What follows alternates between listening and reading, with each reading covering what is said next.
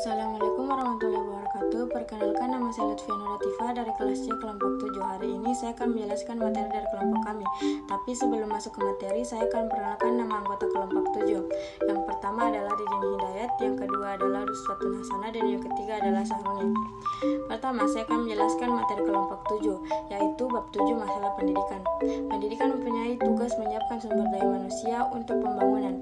Dalam langkah pembangunan selalu diupayakan seirama dengan tuntutan zaman. Perkembangan zaman selalu memunculkan tantangan baru yang sebagiannya sering tidak dapat diramalkan sebelumnya. Sebagai konsekuensi logis, pendidikan selalu dihadapkan pada masalah-masalah baru. Masalah yang dihadapi dunia pendidikan itu demikian luas. Oleh karena itu, perlu ada rumusan masalah-masalah pokok yang dapat dijadikan pegangan pendidik dalam menjalankan tugasnya. Dengan mengkaji materi ini, akan kami menjelaskan tentang permasalahan pokok pendidikan dan saling kaitannya antara pokok tersebut dan beserta cara penanggulangannya. Langsung saja kita masuk ke materi yang pertama, yaitu A. Permasalahan pokok pendidikan dan penanggulangannya.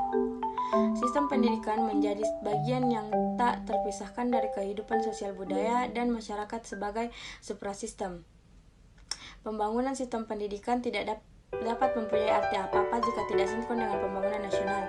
Suatu permasalahan intern dalam sistem pendidikan selalu ada kaitannya dengan masalah-masalah di luar sistem pendidikan tersebut.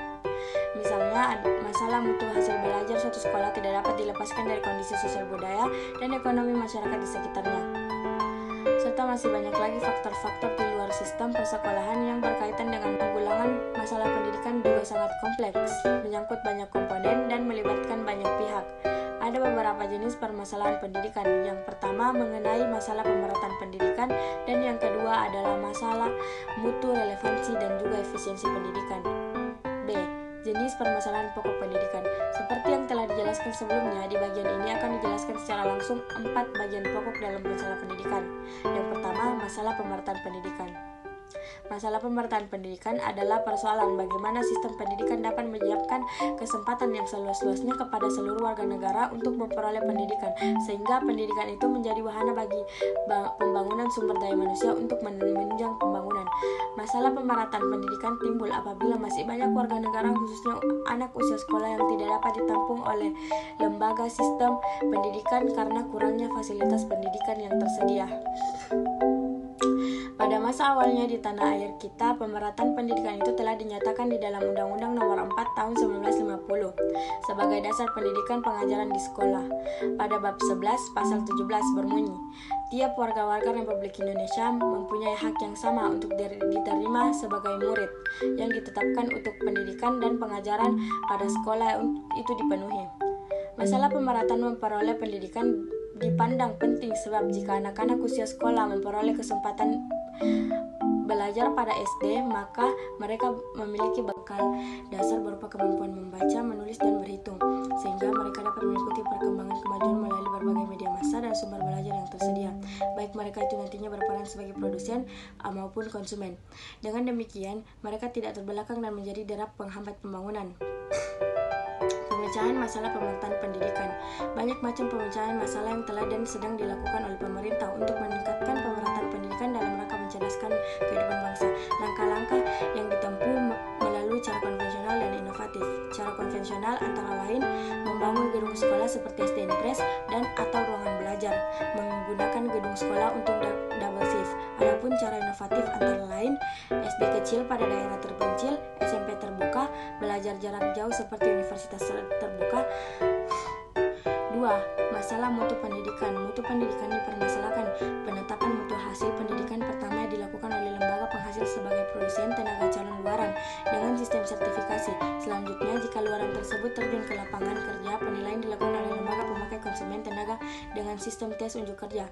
Lazimnya, sesudah itu masih dilakukan pelatihan atau pemagangan bagi calon untuk penyesuaian dengan tuntutan persyaratan kerja di lapangan. Umumnya, kondisi mutu pendidikan di seluruh tanah air menunjukkan bahwa di daerah pedesaan, utamanya di daerah terpencil, lebih rendah daripada di daerah perkotaan. Acuan usaha pemerataan mutu pendidikan bermaksud agar sistem pendidikan, khususnya sistem persekolahan dengan segala jenis dan jenjangnya di seluruh pelosok tanah air, mengalami peningkatan mutu pendidikan sesuai dengan situasi dan kondisinya masing-masing. Pemecahan masalah mutu pendidikan. pendidikan. Upaya pemecahan masalah mutu pendidikan dalam garis besarnya meliputi hal-hal yang bersifat fisik dan perangkat lunak, personalia, dan manajemen sebagai berikut. A. Seleksi yang lebih rasional terhadap masuknya mentah khususnya SLTA dan PT. B. Menyempurnakan kurikulum misalnya dengan memberi materi yang lebih esensial dan mengandung muatan lokal, metode yang menantang dan menggairahkan belajar dan melaksanakan evaluasi. C. Belajar seperti memakai buku paket, laboratorium, dan sebagainya.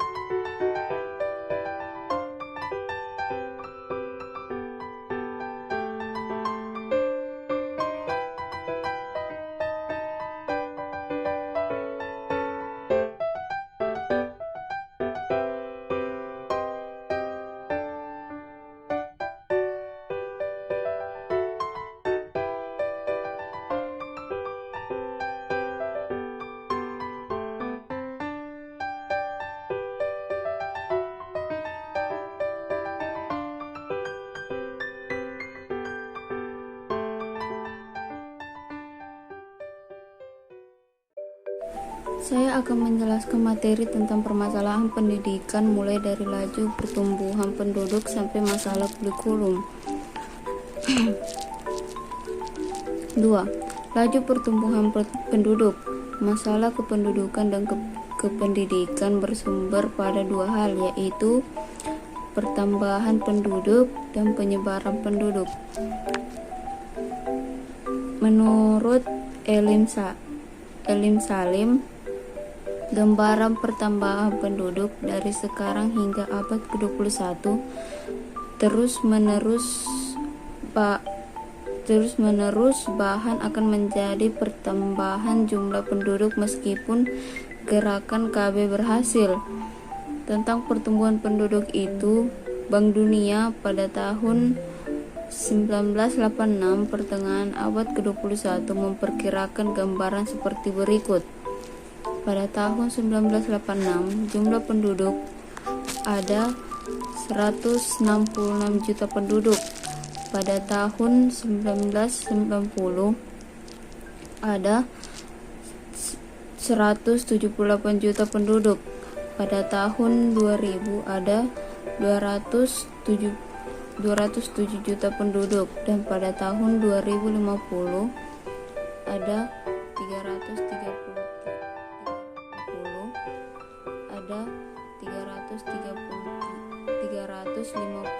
juta penduduk.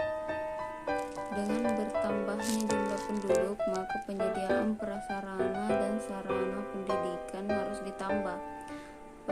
Pertambahan penduduk yang diikuti dengan meningkatnya usia rata-rata dan penurunan angka kematian. Penduduk usia sekolah dasar menurun, sedangkan proporsi penduduk usia sekolah lanjut, angkatan kerja, dan penduduk usia tua meningkat. Untuk sekolah lanjutan cenderung lebih meningkat dibanding dengan permintaan akan fasilitas sekolah dasar. Namun permintaan untuk lanjut ke perguruan tinggi juga meningkat.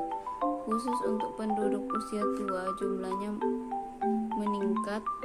Perlu disediakan pendidikan non-formal. Penyebaran penduduk. Penyebaran penduduk di pelosok tanah air tidak merata. Penyebaran penduduk menimbulkan kesulitan dalam penyediaan sarana pendidikan. Contohnya adalah dibangunnya SD kecil untuk melayani kebutuhan akan pendidikan di daerah terpencil.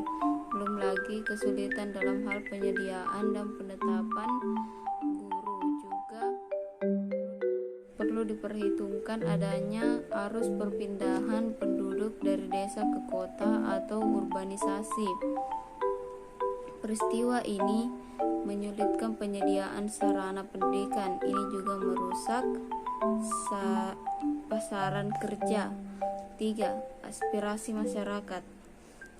Dalam 2 dasawarsa terakhir ini, aspirasi masyarakat dalam banyak hal meningkat, khususnya terhadap pendidikan hidup yang sehat, pekerjaan dan pendidikan.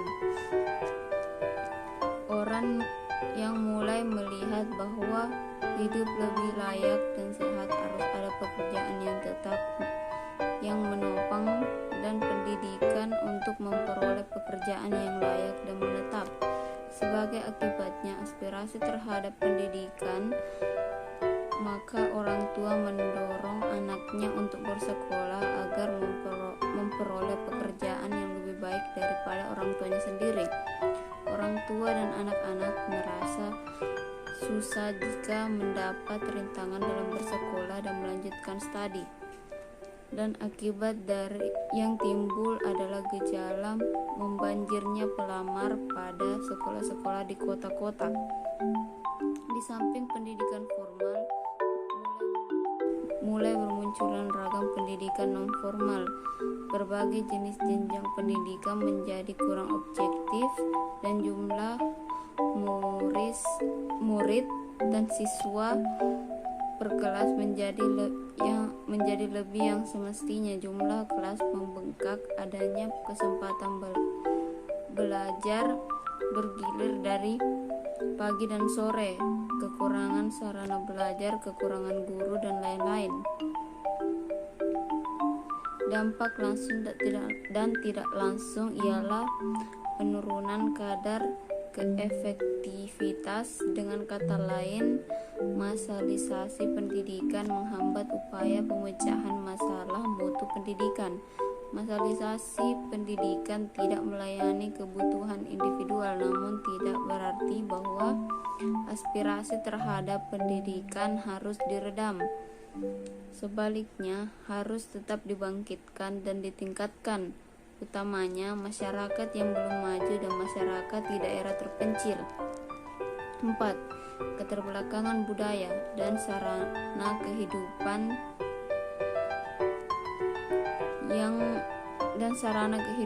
keterbelakangan budaya adalah suatu istilah yang diberikan oleh kelompok masyarakat yang menganggap dirinya sudah maju kepada masyarakat lain pendukung suatu budaya.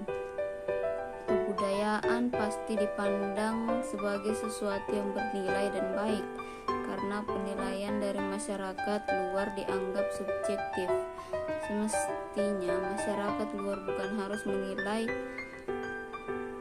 melainkan hanya melihat bagaimana kesesuaian budaya tersebut dengan ketentuan zaman. Jika sesuai dikatakan maju, dan jika tidak ada kebudayaan yang mutlak secara statis, apalagi tidak mengalami perubahan. Perubahannya kebudayaan tersebut tidak selalu bersamaan, ada yang cepat dan ada yang lambat berubah. Namun perubahan tidak pernah terhenti, meskipun perubahan itu mengarah ke arah negatif. Dengan munculnya penemuan-penemuan baru di bidang teknologi dan transportasi yang menembus batas-batas antar negara yang dikenal dengan era globalisasi. Jika terjadi pertautan antara kebudayaan baru dengan kebudayaan lama, maka terjadilah kesenjangan kebudayaan. Perubahan kebudayaan terjadi karena adanya penemuan baru dalam masyarakat. Kebudayaan baru itu bersifat material seperti peralatan pertanian, rumah tangga, transportasi, telekomunikasi, dan yang bersifat non material adalah seperti konsep baru tentang keluarga berencana, budaya menabung, penghargaan terhadap waktu, dan lain-lain. Yang menjadi masalah ialah masyarakat keterbelakangan budayanya yang memiliki keterbelakangan kebudayaan, sebab mereka kurang memiliki dorongan untuk maju. Permasalahan aktual pendidikan dan penanggulangannya. Permasalahan aktual pendidikan di Indonesia. Pendidikan selalu menghadapi masalah karena selalu terdapat kesenjangan antara apa yang diharapkan dengan hasil yang dapat dicapai dari proses pendidikan. Masalah aktual tersebut ada yang mengenai konsep dan mengenai pelaksanaannya. Munculnya kurikulum baru adalah masalah konsep. Jika suatu kurikulum sudah cukup andal, dapat dilaksanakan apa tidak? Jika tidak, timbullah masalah pelaksanaan atau masalah operasional. Konsep tentang pendidikan moral Pancasila yang tekanannya pada pendidikan afektif ternyata dalam pelaksanaannya menjadi pelajaran tentang pengetahuan Pancasila. Ini adalah contoh masalah operasional. Tidak semua masalah aktual merupakan masalah baru. Masalah keuntungan pencapaian sasaran di dalam Undang-Undang Nomor 2 Tahun 1989 tentang Sistem Pendidikan Nasional Bab 2 Pasal 4 telah menyatakan bahwa tujuan pendidikan nasional ialah mengembangkan manusia Indonesia seutuhnya. Tetapi dalam pelaksanaannya, pendidikan afektif belum ditangani semestinya. Pendidikan agama dan pendidikan moral Pancasila mengutamakan penanaman nilai-nilai kepada pengetahuan agama dan Pancasila. Keberhasilan pendidikan dari pengetahuan kognitif atau penguasaan pengetahuan atau masalah pengetahuan. Masalah kurikulum. Masalah kurikulum meliputi masalah konsep dan masalah pelaksanaannya. Masalah ini ialah bagaimana sistem pendidikan dapat membekali peserta didik terjun ke lapangan kerja dan bekal dasar untuk ke perguruan tinggi.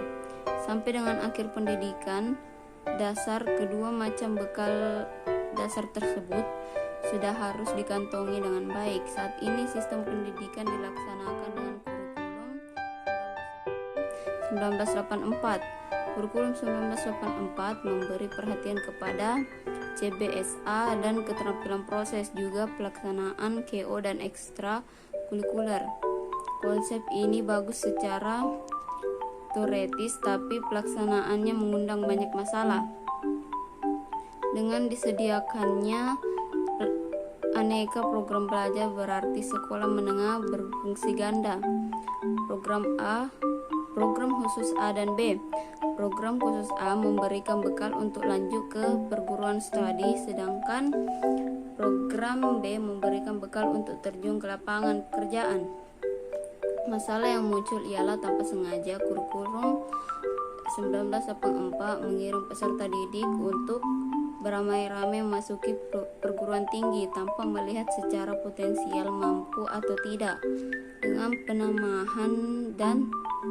pemahaman dan penguasaan yang tidak mendalam, terdapat pelaksanaan muatan lokal menimbulkan anggapan bahwa muatan lokal akan mengganggu penyiapan peserta didik untuk menghadapi ITBA dan IBTA dan IBTANAS.